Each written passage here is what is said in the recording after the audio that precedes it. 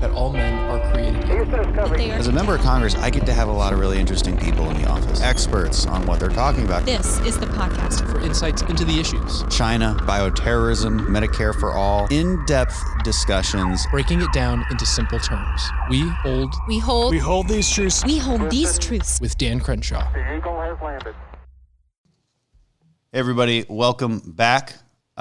This is going to be a great episode because we're going to talk about some of my favorite topics, trigger warnings, how to be a manly man instead of not a manly man, how to make the right decisions in life, what is truth, what is not, cancel culture, outrage culture on campuses.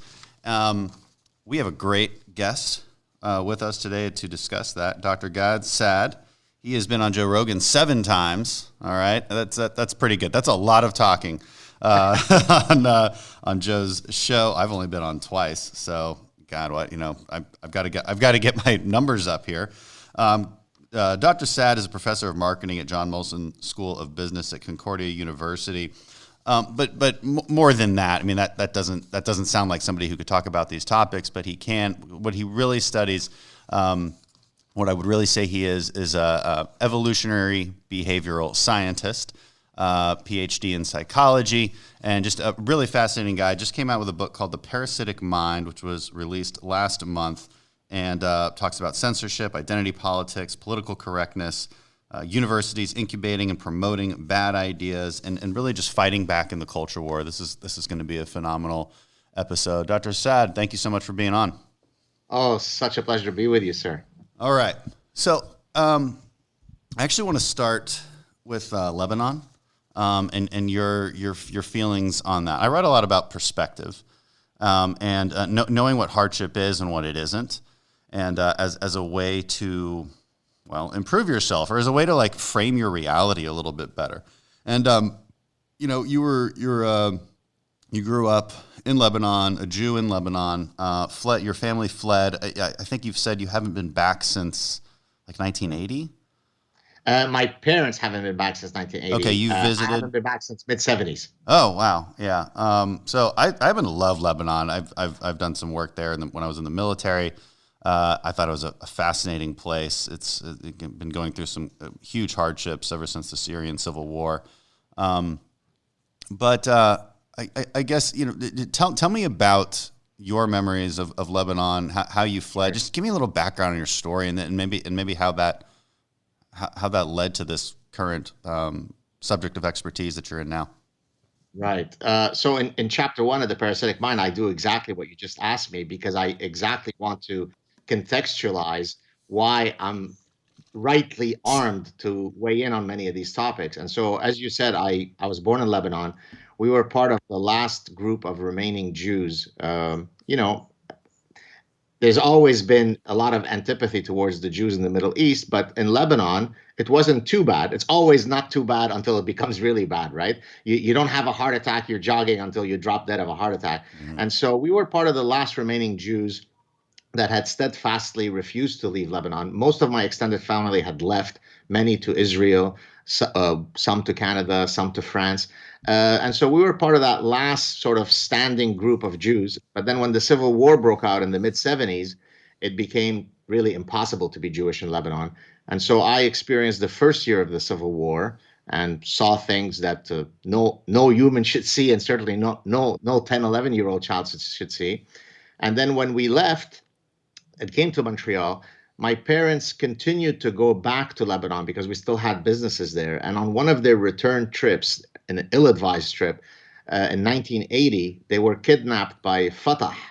And some bad things happened to them, but luckily we were able to get them out. And so since 1980, no one of my immediate family has returned to Lebanon. You talked about a recurring nightmare, which I found fascinating because it's I think I've heard this nightmare a lot. I have this nightmare where you're trying to fight some kind of opponent and your gun won't shoot, or it shoots like very soft bullets. I have had that same nightmare. I've talked to other veterans who have had the same nightmare. You said you've had that same nightmare. I don't know. So what's the context of that? Like, so are you in Lebanon? Like, what's going on? So as you're saying this, I had goosebumps all over my body because, we were helpless in Lebanon, right? I mean, you were a Navy SEAL, so notwithstanding the fact that you're facing very dangerous situations, you have agency. You're amongst a whole bunch of warriors who can affect change to your trajectory. Whereas we were passive ducks who are just sitting around hoping that the next minute will not be the last minute of my life. And death awaited us in every corner, right? I mean, the Lebanese civil war is the measure by which you judge brutality. Yeah. And so I think what the nightmare, if I'm going to put on my Freudian hat, I think what the nightmare is capturing is how helpless I was, because the nightmare is one of two types. It's either I am about to fight a bunch of guys who are coming at me and I run out of ammo, or it's the exact same nightmare, but my gun jams. So in a sense, I'm helpless again. So I'd like it to be that I could affect change to my life. I could protect myself, but somehow something happens to my weapon that doesn't allow me to fight back. And so that's been a recurring dream. I probably haven't had it in a few years, but I would say from the time that I left, probably for the next 25 years, it was a recurring nightmare that I would always have. It's just strange because I've heard it so many times. I've had it, and maybe it like speaks to this sense of helplessness. It's, one of my biggest fear is not being able to have that agency. And again, I hear this all the time. Or maybe you try to punch somebody attacking you, and it's like marshmallows, or it's like a slow, like you're in slow motion. Very strange, very strange. And so, what is what is your experience in Lebanon? Does that inform some of your current beliefs about trigger warnings, about microaggressions, about this fragility that we see in our current culture? So my history in Lebanon affects the book that I wrote in many ways. So let's begin with the first, most obvious one. Lebanon is founded on identity politics, right? As a matter of fact, everything in Lebanon is viewed through the prism of your religious identity. It's literally ingrained in the politics. Like the prime minister has to be Christian. That's the only part I know. So you'd have to tell me the rest. The prime minister has to be of one religion. The president has to be of another religion. Right. This is the number of people in parliament who have to be of this sect. This is the number. I think there was one seat that was granted to Jews back in the days. So it literally is defined by identity politics. Yeah. And then we see what happens to identity politics when it breaks down into violence. Yeah. And so the first thing that informs my writing this book is the dismay that I feel at the fact that now we have an ethos of identity politics under the cloak of progressivism, when I lived what happens to a society that is the epitome of identity politics. So that's number one. Yeah. Now, when it comes to all those other things that you said, microaggressions and the safe spaces and so on. A sense of perspective, really. Exactly, right?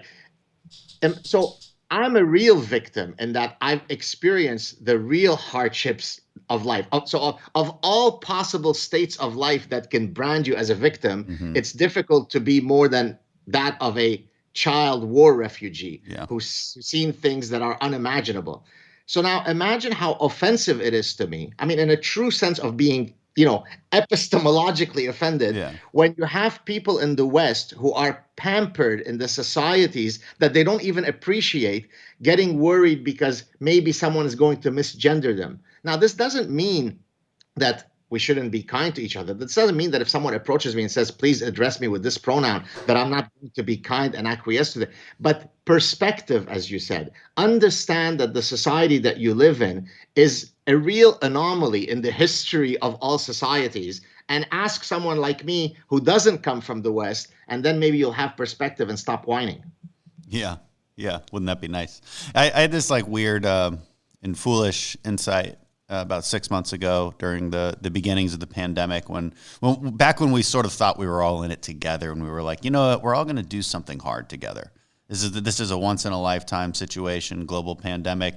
And I thought to myself, wow, come September when all the kids are back in school, the words microaggression, safe spaces, everybody's just going to laugh at that. It's not going to be real anymore. And I could not have been more wrong. It's gotten worse, in fact. Yeah. It's almost like that progressive woke culture has actually doubled down on these things in many ways. We've become far more fragile. I mean, I think the way the world has dealt in the world, it's not just America or Canada where you are. The entire world really, I think, has dealt with this foolishly. And with a sense of fragility that is kind of mind-blowing to me. And it just goes to show how much work we have to do on this cultural front, whether it's delivering people perspective. And it's like, it's the places I thought would have the most perspective and be able to deal with it the most, have the most risk tolerance, have not done so. And I'm thinking specifically of the Israelis. I'm thinking specifically of the Colombians. And so there just happen to be two countries that I know quite well. I used to live in Colombia. I went to high school in Colombia. I love Colombia, and I love Israel. Okay, so but both have had some of the most severe lockdowns, the most severe aversion to risk in the world, even more so than the Californians that we like to make fun of, and I just don't get it.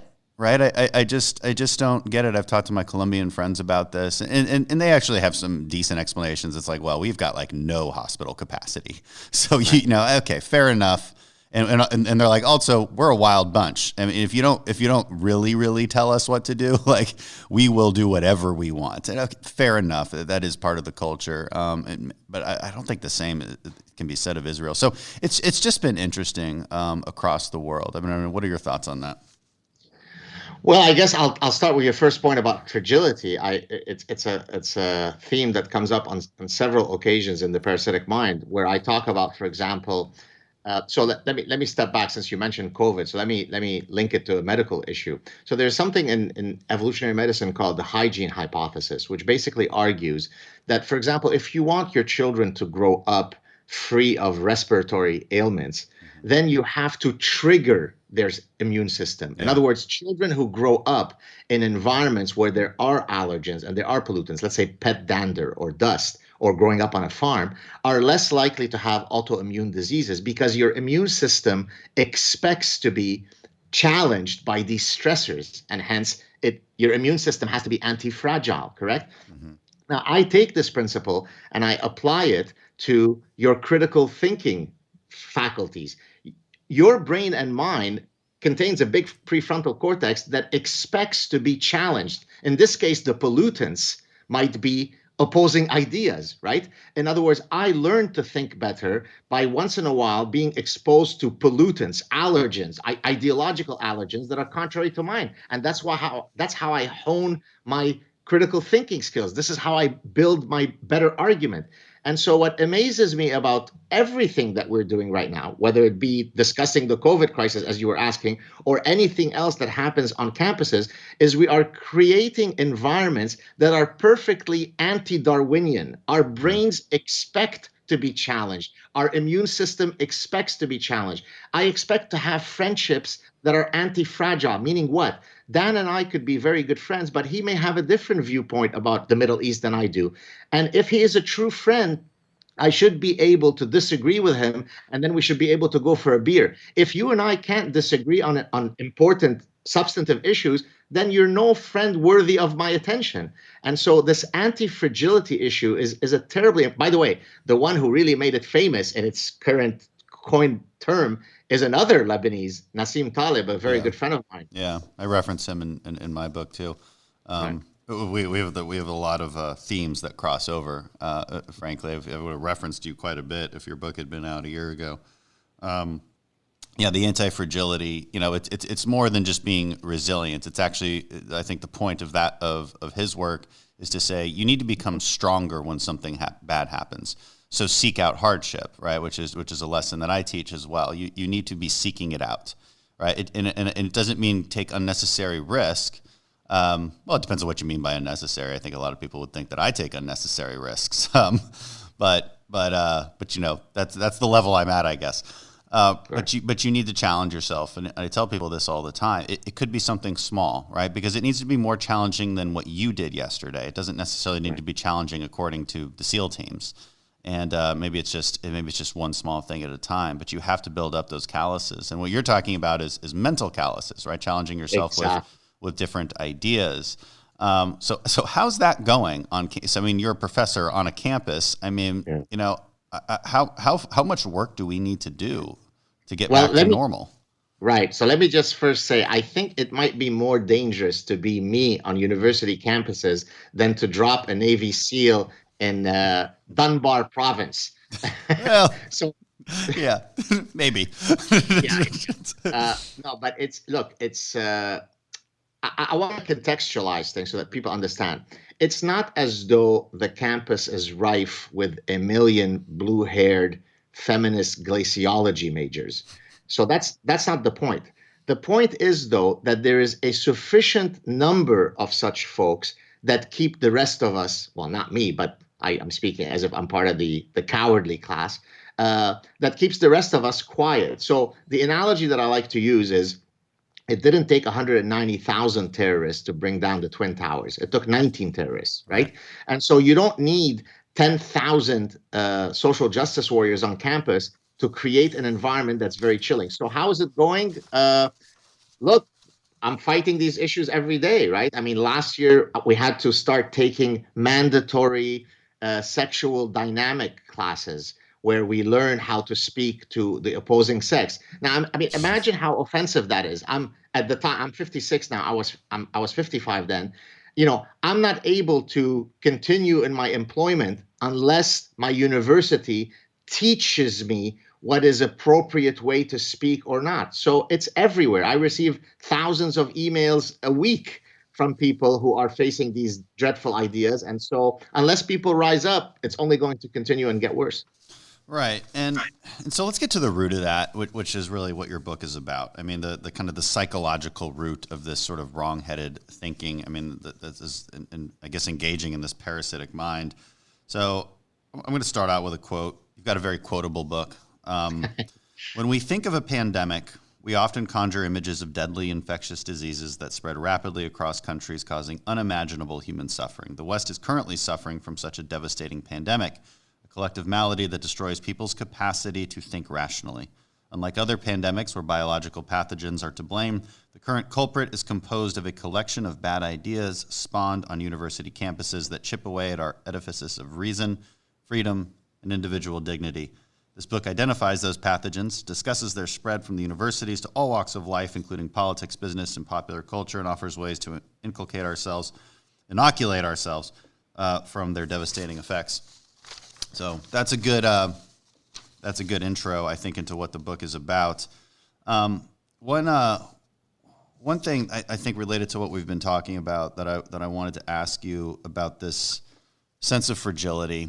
And it seems, and you write about this, it does seem that we've redefined what is harmful, right? And this gets back to the sense of perspective, right? And if you define perspective as the way we might frame our reality, well, we've begun to, and this is somewhat natural, like somewhat to an extent, I think it's understandable, right? We shouldn't always be comparing ourselves to the hardships of the caveman era.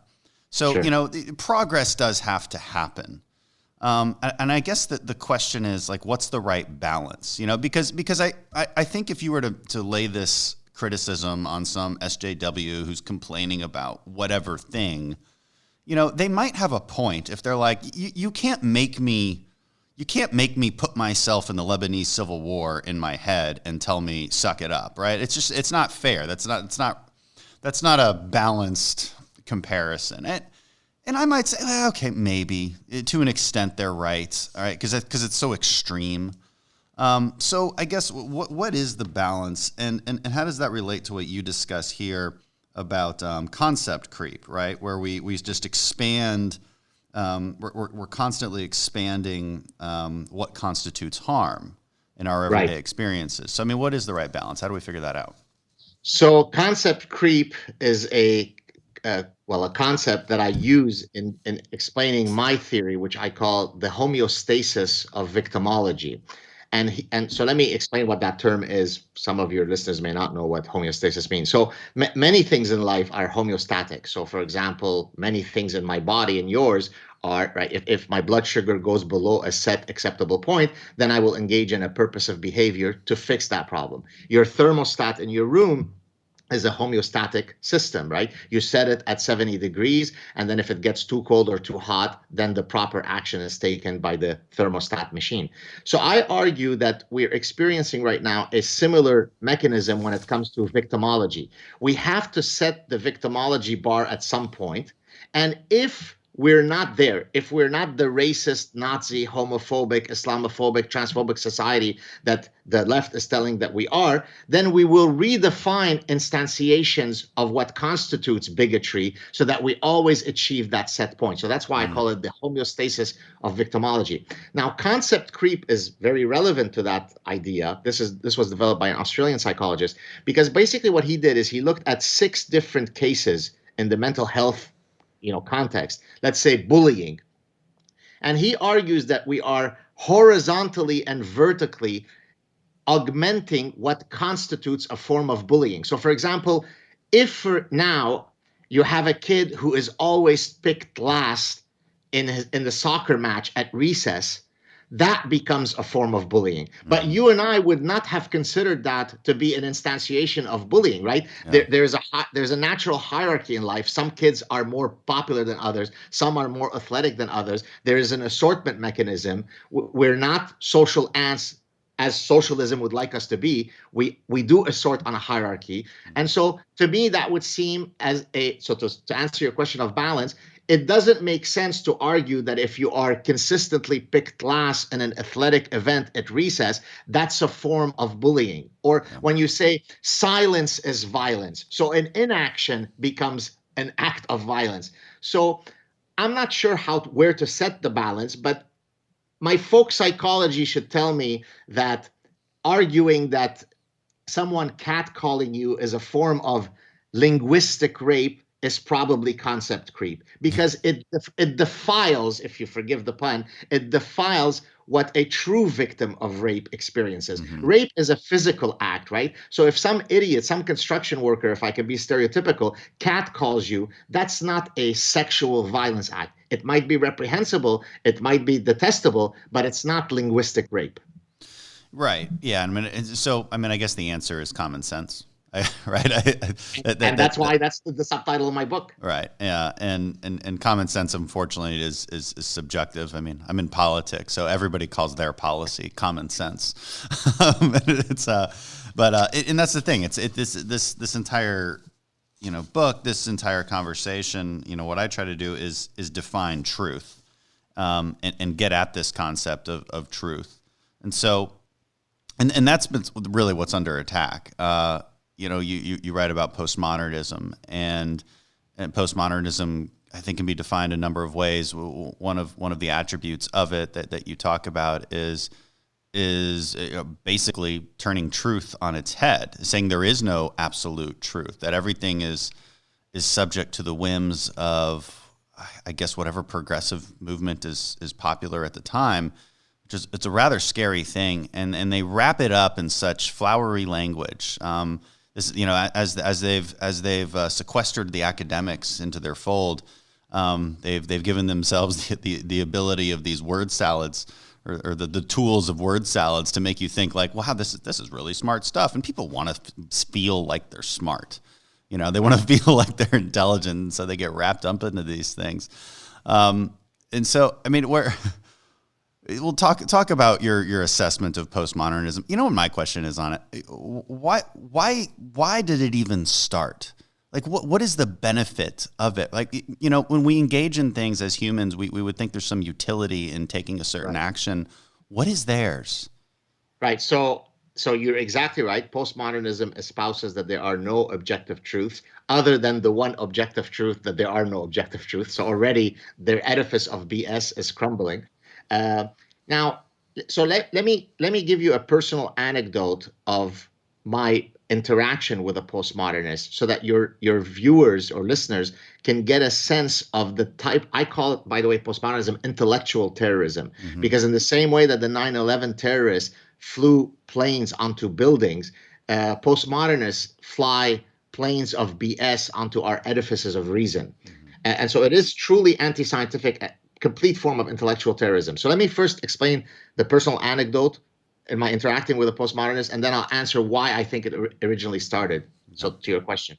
So in 2002, one of my doctoral students had just defended his dissertation. And so he suggested that we go out for a celebratory dinner. And so we went out, myself, my wife, him, and his date for the evening.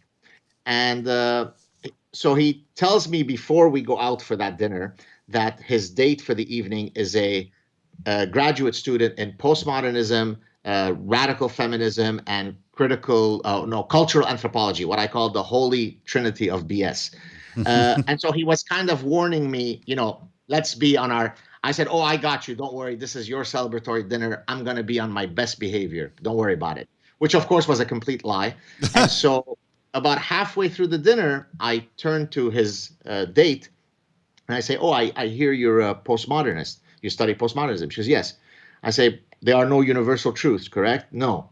Okay, well, I'm an evolutionary psychologist, so I do presume that there are universal human truths, that there's a universal human nature. So maybe I could propose what I consider to be some truths, and then you can tell me how I'm wrong. She goes, absolutely, go for it. Okay, is it the case that within Homo sapiens, within humans, only women bear children? Is that not a universal truth? Can I place my hat on that mantle of universal truths? So she looks at me, she scoffs in disdain, rolls her eyes, and says, absolutely not.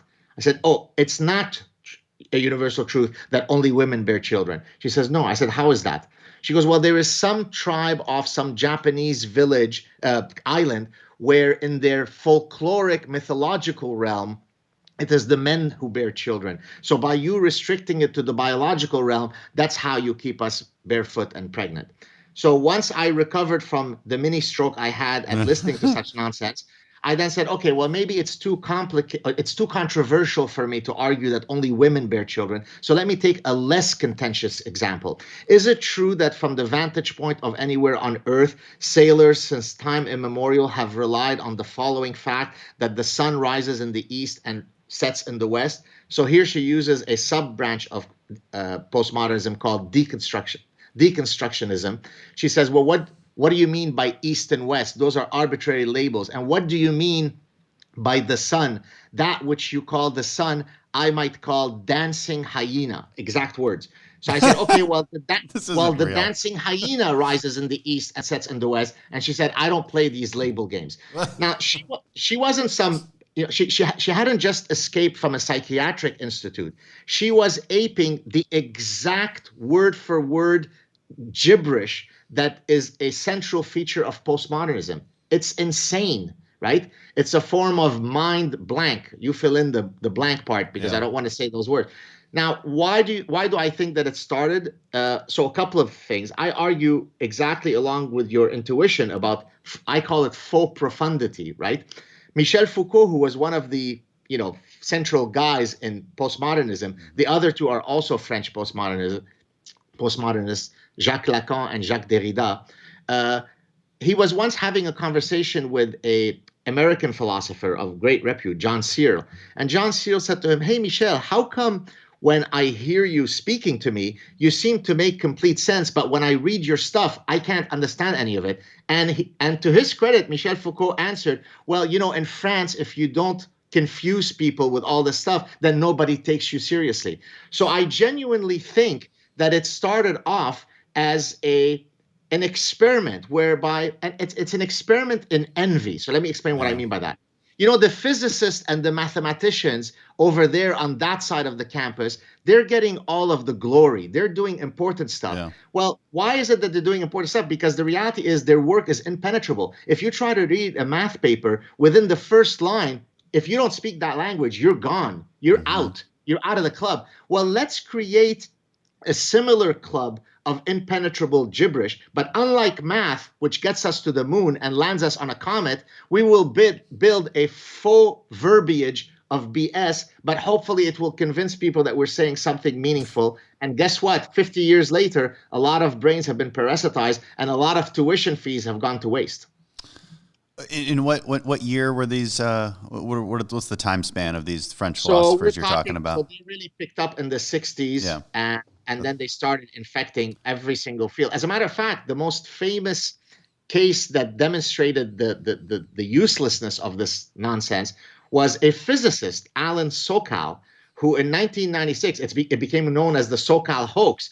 He's a physicist who submitted a paper to one of the leading academic journals in postmodernism, where he argued that gravity is a social construct using all of the BS verbiage of these folks. It was accepted as a great paper. Then he goes, oops, I have an admission to make. And that's what, by the way, led 25 years later to the Sokal 2.0 hoax, where a bunch of folks submitted a whole bunch of these papers, many of which were accepted. Yeah, I remember that one. That was a good one. It was one of the more ridiculous ones was, I don't know, like gender studies in dog parks or something absurd. And it just, what a lot of people don't realize is, we're not building these straw man arguments. Like when we say postmodernists, it's not conservatives or let's just say normal people making up a term to describe what we're seeing. We're just repeating what they're saying, right? Absolutely. It should strike people as strange that someone would actually identify as a postmodernist, because to the rest of us that seems like an insult. But no, this is just their term. And you're saying and I think that sounds right to me, right? It almost started out like a joke. Like it almost started out like this kind of, the French are funny that way, right? They're very romantic in their thinking. Like they love this stuff. I mean, it goes back to like the French revolutionary thinking of like, let's just tear it all down. Like it's just very romantic idealism, which is also very seductive to youth and teenagers. I mean, if you try to place yourself back in your teenage years, you thought some weird stuff. Right? Like I know, I think we all did, right? We weren't grounded yet. And then you grow up and as long as the structures around you are sane and in place, you pretty much get on the right track of normality. But if those structures are now filled with postmodernists that are coddling this crazy romanticism that every teenager, I think, has, well, then you've got no chance. You've got no chance, because now this stuff has been fortified. It's being encouraged, and that's a very scary thing. And it's like this strange need to live outside of reality. And if I may interrupt you, forgive me, Dan. I think for them to have succeeded, them meaning the postmodernists, they had to rely. So I argue that there is a psychological sleight of hand that they used in order to be able to parasitize young, impressionable minds. And so let me explain it. Yeah. There's something in psychology called the fundamental attribution error. The fundamental attribution error typically occurs when you're trying to decide whether you should attribute a reality to a person's disposition or to the situation at hand. So did I do well on the exam because I'm smart, or did I do well on the exam because the test was easy, right? And it turns out that oftentimes people have a misattribution of what was the cause. So now let me apply it to the postmodernists. If you forgive me for saying so, it's actually a truly profound point that I'm making here. So the postmodernist gets up on the pulpit and starts spewing impenetrable random gibberish. The audience member is now faced with one of two possibilities. So now I'm the audience member. I'm listening to Jacques Lacan spewing his nonsense. Now, one of two things happens. It's either because I'm too dumb to understand his profound insights, or he is spewing nonsensical garbage. Yeah. The reality is most people attribute it internally. As a matter of fact, my wife came to me when she would first hear me lecture about this. She came to me once and she said, you don't know how much you've liberated me, because all the years when I was in college and I would study this postmodernism, I thought I was too dumb to understand it. And now you're telling me that they're just a bunch of charlatans. Well, that exact aha moment, I've had it from many other people who wrote to me and said, I didn't do well in my postmodernism philosophy. I thought I was just too stupid. No, you're not too stupid. It's just random garbage. That that is true. It's a little confusing for me because I never saw any postmodernism in my college campuses. I went to pretty liberal schools. What did you study? Well, international relations. I guess you got to get like a sociology degree, and then this stuff comes up. Is that right? Is that where people are seeing this? Well, it comes up in places where you can more easily get away with there is no truth other than my truth, right? There is a reason why postmodernism didn't proliferate in business schools and in engineering schools, because you can't build a bridge using postmodernist physics. Right. You can't build a mathematical model of the economy or of consumer choice using postmodernist mathematics. Therefore, there's simply a greater inoculation of these disciplines from nonsense, from idea pathogens, because they are grounded in reality. There's a benchmark by which we adjudicate what are the good or bad ideas. But if you are in the flowery fields, then there are no consequences to your stupidity, and that's why they flourish. Yeah, no, there's not. Let's talk about victimhood for a second and how that's manifested onto campuses. One thing I talk about a lot is we've elevated victimhood as a virtue. I think we engage in archetypes as human beings. We look up to a sort of a figure, right? And I call it an archetype because I don't want to attribute a hero to a certain person, but it's a collection of attributes that we generally look up to. Somebody who overcomes adversity, somebody who has a quip for an insulting joke or something. Whatever it is, like these archetypes manifest in movies, and at least the successful movies, the ones that people actually like. The interesting thing about ultra left Hollywood is that they almost always have storylines that are conservative in nature. That adhere to some form of universal truth, as we would call it, because it's the only way that people will watch them. The weirder movies, the ones that win all the Oscars, nobody actually wants to watch those because they're strange and they don't feel true. And so this gets to this, I think, this point about archetypes. But like, what are kids on college campuses looking up to? Like, what have they elevated as their hero archetype? And what is their perfect victim hero these days? I mean, and this is the problem, isn't it? Well, that's where intersectionality. There's a buzzing sound that's happening on your end. It's I'm in my office, and so in the halls of Congress. My listeners know this very well. This happens, but the alarm bells go off. It just signals that we're going back into session or maybe starting debate or something. It's really kind of an enigma, frankly. All these lights that turn on. I've never quite figured it out, but I'm only in my second term now. Well, I'm about to start my second term. Still haven't figured it out. Anyway, okay. It's done now. So to go back to your question. Intersectionality, right? The theory, in quotes, of intersectionality is basically the idea that we are a composite of all of these intersections of our identities. And then the beauty of, as relating to victimhood, is that depending on my intersectional markers, then I could ascend what I call victimology poker or the oppression Olympics, right? So one of the reasons, by the way, it's very difficult for people to come after me, because I always joke, but I'm being serious actually, is I hold the highest hand in victimology poker, right? I'm the Arabic Jew who's a child war refugee. So before you come after me, you better get your ducks in order, because I'm probably going to outrank you in victimology. And I've actually used this grotesque strategy to get a whole bunch of morons to run away from me, right? So imagine how horrible it is that it's not the strength of my actual arguments that makes you run away. It's that I actually engage with you in this orgiastic campaign of who is the greater victim. And since you can't beat me, then you accept defeat. It's grotesque. So to answer your question, look, I think most college students just want to go about their business. They want to go about getting their degrees, getting a job. The problem is that the few blue-haired people keep the rest of us in check. And unless we speak up, we're going to lose this battle. Yeah, I think that's true. And the irony of the intersectionality theory is that it comes from a lady named Kimberly Crenshaw. And people ask me if I have any relation to her. And I was, no. And I think if you read her stuff, it's not obvious that she was trying to create this victimhood hierarchy. It seems to me that it was just an analysis, right? And maybe an analysis with some utility, frankly. But again, if you don't have the right mind in order to absorb that analysis, you can take it to some crazy places. Yeah. You know, and again, it's like we've torn down the structures around our thinking in academia.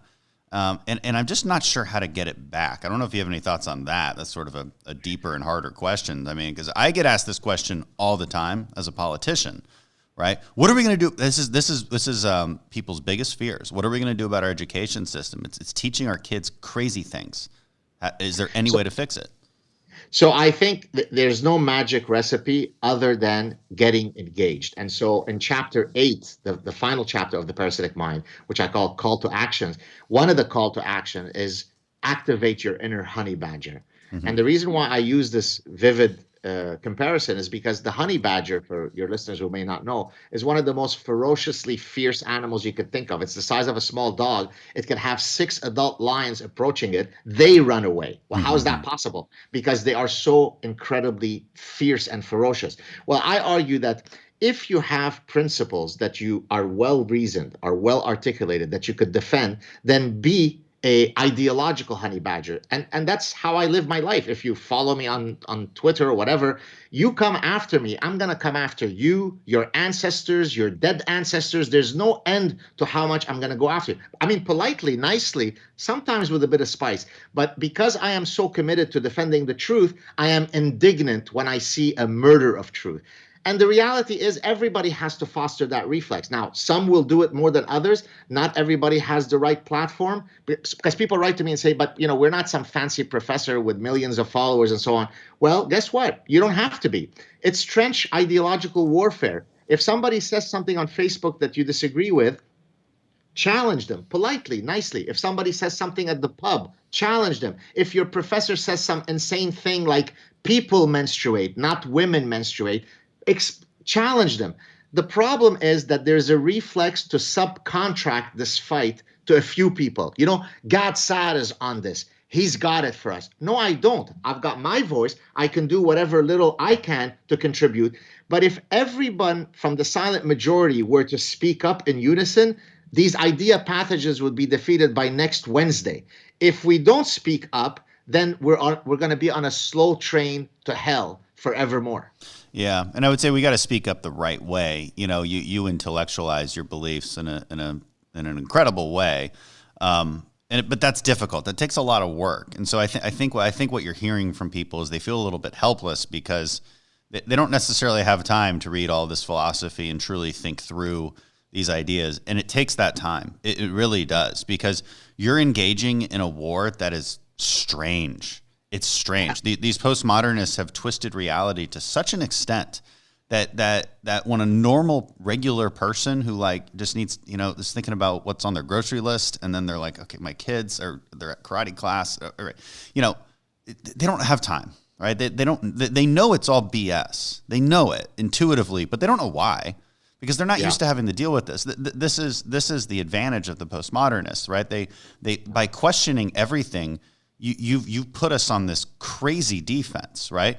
And this is in the political sense. This is how I explain it to people, because people ask me like, Dan, you're pretty successful in this messaging and the culture wars, and I'm like, you know, why can your colleagues do the same thing? And I defend my colleagues. I'm like, listen, like you have to understand, a lot of people come to Congress and they're focused on tax policy.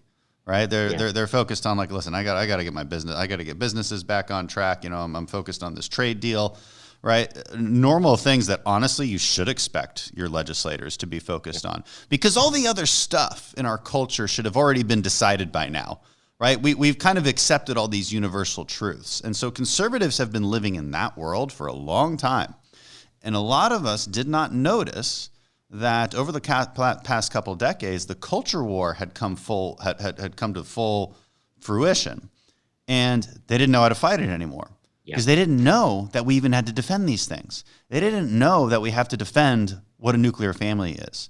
We didn't know that we had to defend the idea of religion and why it's good for a community, and why going to church is good for a community, whether you believe in God or not. Put that to the side. You didn't know that you had to defend some basic truths about, gender or whether a man should be able to compete in women's sports. We didn't know we had to defend it. And so a lot of, especially my older colleagues, are like, what is going on? And so they just don't have the tools, right? And I would say this, regular people just don't have the tools. And so I'm not giving anybody a solution here, except, you just got to keep reading this stuff. You got to listen to Gad Saad. You got to listen to Jordan Peterson. Ben Shapiro's great on these, these giving people the tools. And that's why we do this. That's why we're doing this conversation right now. To give people the tools to make the arguments. And as you say, go be a honey badger. It's easier to become a honey badger if you know what you're talking about. Yes. And you can anticipate the arguments that are coming at you. Without that, you've got nothing. Actually, you have a phrase for that, this anticipation of, it's a super smart phrase, nomological networks of cumulative evidence. Okay. Do you want me to explain that? Yeah, I think it just means know what you're talking about. I think right? A bit fancy than that. So let me. So a nomological network of cumulative evidence is a way of constructing an argument so that I drown you in a tsunami of evidence. But it's more than that. So if you go back to Charles Darwin, when he was developing his theory of evolution, he didn't run a study with undergrads at Ohio State with 25 people and then mic drop, the theory is done. Instead, he assiduously collected data over many decades in many different disciplines. So in geology and paleontology and animal husbandry and ecology and biodiversity, so that when you collected all this data from completely different lines of evidence, it became incontrovertible that his theory was right. So now how would we apply what I just explained to contemporary issues? So, and that's why I call nomological networks of cumulative evidence. If I want to convince you, Dan, that toy preferences are not socially constructed, right? That there is a biological basis to why little boys prefer certain toys and little girls prefer other toys. How would I go about doing that? Well, I would get data from across cultures. I would get data from across disciplines. I would get data from across time periods showing you that this universal preference exists. So let me give you specific examples. I could get you data from other animals. This is called comparative psychology. So there's been studies done with vervet monkeys, rhesus monkeys, and chimpanzees showing that their infants exhibit the same sex-specific preferences that human infants exhibit when it comes to toy preferences. I could bring you kids who are too young to be socialized. They will exhibit those sex-specific toy preferences. So bit by bit, by building you this nomological network, I put the epistemological noose around your neck. In other words, I don't need to be hysterical. I don't need to be emotional. I just drown you in evidence. But it speaks to an earlier point that you said, which was a correct point, which is it takes effort. Most people are cognitive misers, and so they don't have the time or energy or expertise to build those networks. But the reality is, in the same way that the Navy SEAL has to be physically in shape to go to war, if you want to fight in this battle, you can't be a cognitive miser. Be armed with the right knowledge and stand your ground. It's as simple as that.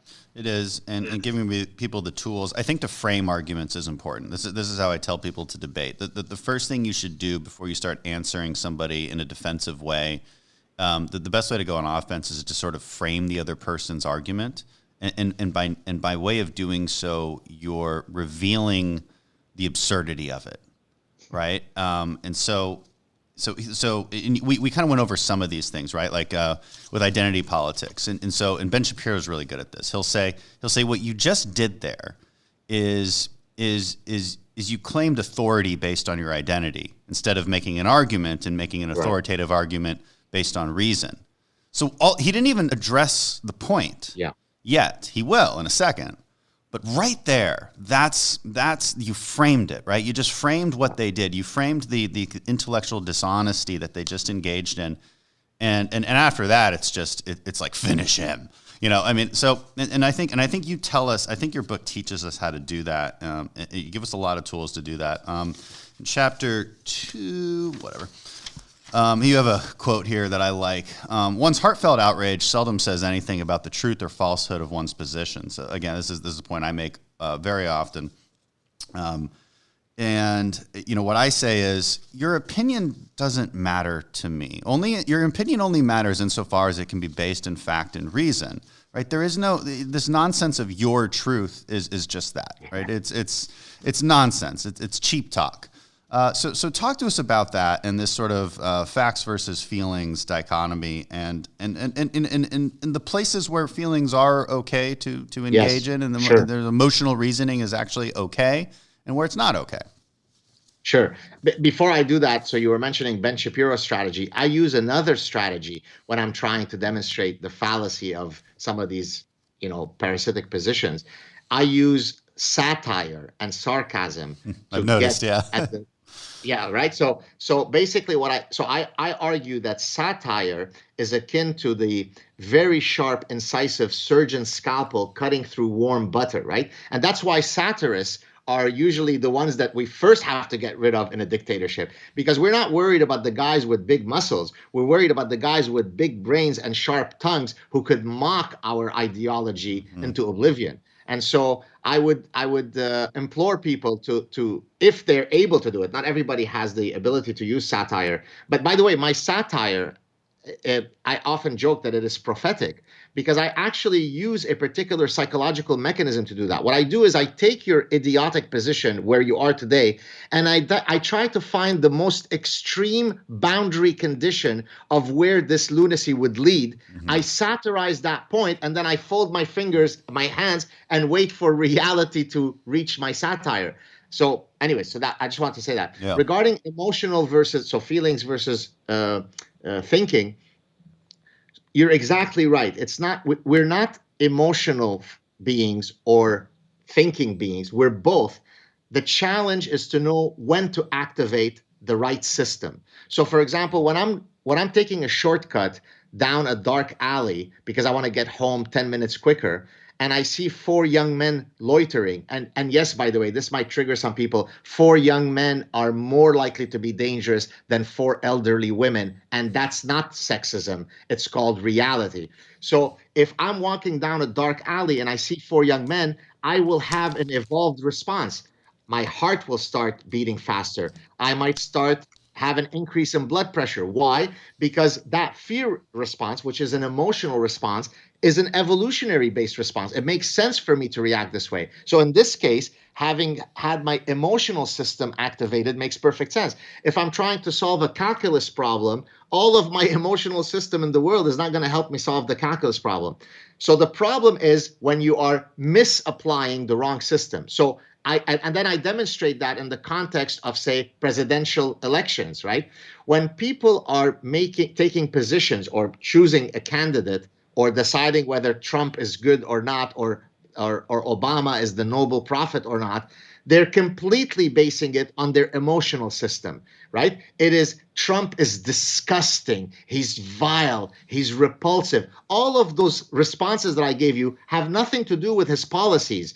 As a matter of fact, most of my super highfalutin smart friends in academia wouldn't be able to enunciate a specific policy position that they disagree with Trump on. As a matter of fact, they'll agree with him on many positions, but he is so vile and disgusting. Yeah. So their emotional system is suppressing their cognitive system. Yeah, and the question is, what's the balance? And do we really even live it? I like this other quote that you have. Occasionally being offended is the price one pays for living in a truly free society. Your feelings might get hurt, grow a pair, and move on. This gets to what we've been talking about. The non-negotiable elements of a free and modern society. And I like that because it's something I talk about as well. Like there's elements of our culture that are necessary for sustainability. And one of those is a sense of fortitude and mental toughness for the simple reason that you have to have it if you want the free market, because the free market requires competition. Now, of course, the counter from the postmodernists is, well, we don't want the free market. Well, yeah, of course you don't, as you type this to me on your Twitter, right? But nevertheless, they go down that road. But it's. I mean, where do you think we're going? I mean, it's almost like they know this intuitively. Like these Marxists know this intuitively, and they're like, the best way to get rid of the free market is to create a society of people who are too weak to even engage in it. Right. Look, I think people used to think that I was being hyperbolic when I would say that these idea pathogens that I discuss in the parasitic mind are going to lead to the demise of the West.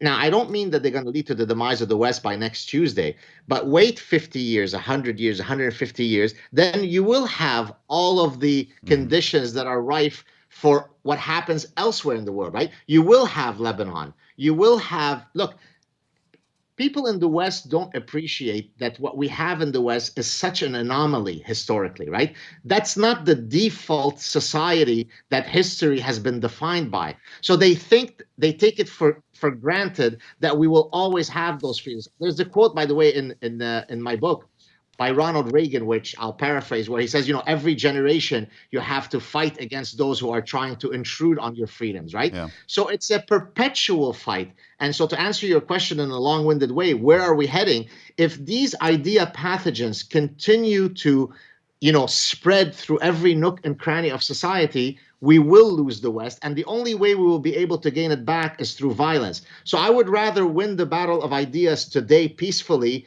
than have to win it later violently. Talk to me about manliness for a while. You have a lot of opinions on this, and again, like what's real and what isn't, and where we're going. I mean, what is the rise of the beta male? Why is it happening? Right. So look, as an evolutionary psychologist, one of the topics that you're most likely to study are evolved sex differences, right? There are many things that women and men are exactly similar on. They're indistinguishable from one another, precisely because evolution would not have required for us to evolve different preferences or behaviors, right? So both men and women prefer fatty foods over celery. Why? Because both men and women have evolved in an environment of caloric scarcity and caloric uncertainty. So our gustatory preferences are exactly the same whether I'm a man or a woman. But on other traits, because we are a sexually reproducing species, there is a thing that Darwin talked about called sexual selection, which basically speaks to the fact that men will look for certain attributes in women because of evolutionary reasons, and vice versa for women. So very few women, as part of their deep hidden secret sexual fantasies, dream of the guy with the pear-shaped body, the nasal whiny voice, who watches what is it called, the Big Bang Theory, right? The romance. Why you got hit on the Big Bang Theory? It's not that oh my bad. God! Really? It is. No, I don't it is know. I don't know. It is an affront to human dignity. It's a crime against human dignity. But seriously though. Earlier, you mentioned that Hollywood produces movies that have universal truths. There's actually a field called literary Darwinian criticism, which basically says what? If you want to study what makes literature so compelling, study it with an evolutionary lens. The archetype of the male hero in romance novels is the exact same guy. It's as if every romance novel that's ever been written is plagiarized from each other. Like they have one guy that they repeat in every romance novel that's ever been published. Right. And let me explain who he is.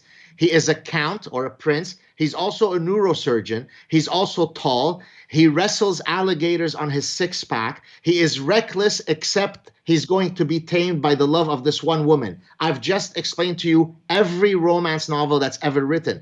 Now, as a consumer psychologist, I also know that products fail or succeed as a function of whether they are congruent with human nature or not. Right. Now, one company had tried to come up with a product of a non-toxic male as the hero, right? He cries while watching Bridget Jones' Diary. He eats ice cream because he put on 2 pounds. Guess what? Guess what happened to that product line? It failed. Which one because was it? women. Sorry? What was it? I don't remember the name of the line, but basically it failed. The punchline is it failed because the marketers of that product were perfectly decoupled from an understanding of human nature. Right. Women do fantasize about masculine men. Very few women go into a sexual frenzy at the thought of a, as you mentioned, beta male. So there is nothing wrong with masculinity. There is nothing wrong with femininity. We are a sexually reproducing species. It makes perfect sense that we would have these sex-specific preferences. Yeah. What's interesting about that, though, is why is it in your analysis that women often say, though, that they'll give some sort of the signal Credence? that they want that more sensitive guy, but in reality, it's not usually what they No, choose. because it's both, right? And I have an article that I published on my Psychology Today column where I talk about is toxic masculinity a valid construct?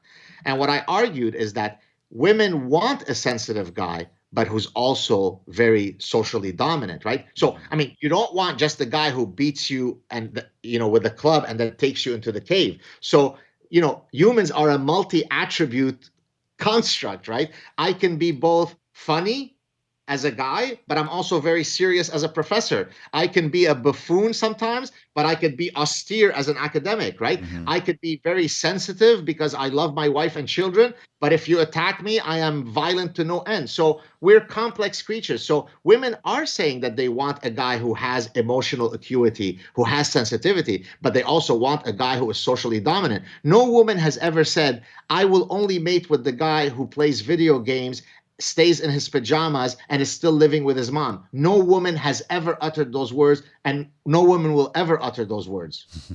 Right. The forgetting Sarah Marshall scene. It's like, are we changing out of the bunny costume today? It's like, Exactly. Right. Again, but it's another example of a movie that it's based on human nature, and that's why it's successful, right? Because it's exactly what the reality is. But then, then he comes out of that and finds another love of his life, but only because he came out of that I guess, victimized, archetype. And sorry, just to speak to that movie, if you remember a scene where he's about to have sex for the first time with the new love interest, and he's telling her, "Are you sure? Do you want? Are you too?" That's right. And what does she answer? Do you remember? Yeah, she's like, "Shut up!" Shut up! Stop being so sensitive. Yeah. I do remember that. That's a great movie. Classics. There's so many movies like that from like the mid 2000s that a lot of that people say wouldn't get made today, right? Exactly. Because our Hollywood culture has so fully engaged in postmodernism.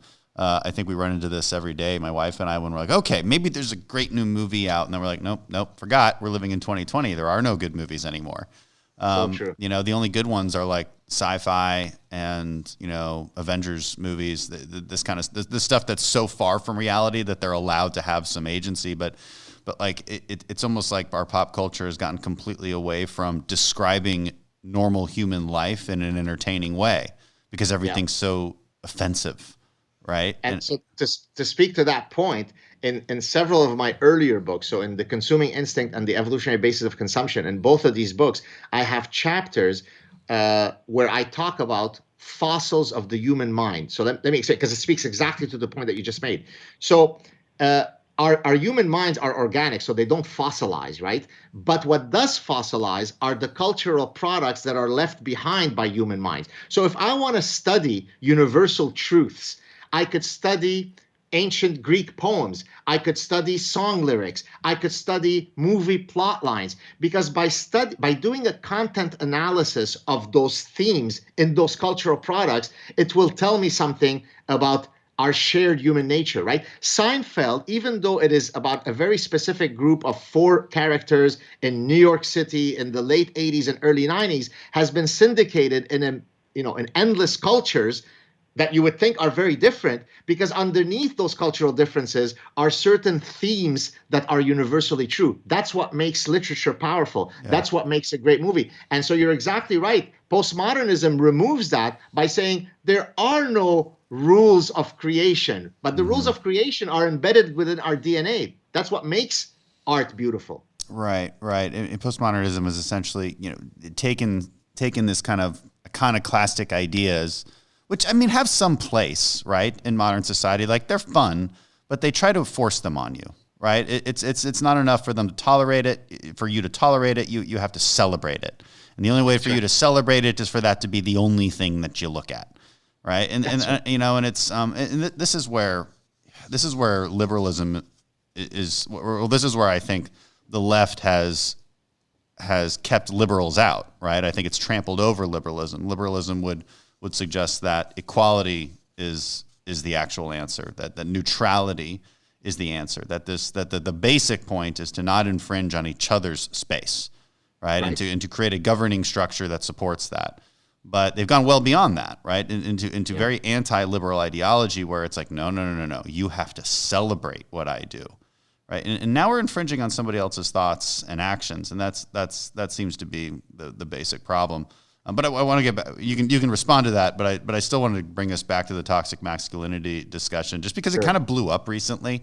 With our friend Ben Shapiro and Candace Owens being just simply commenting on this guy wearing a dress, and everybody's like, "You must celebrate it. You must celebrate it." And they're like, "Well, no, I just don't want to."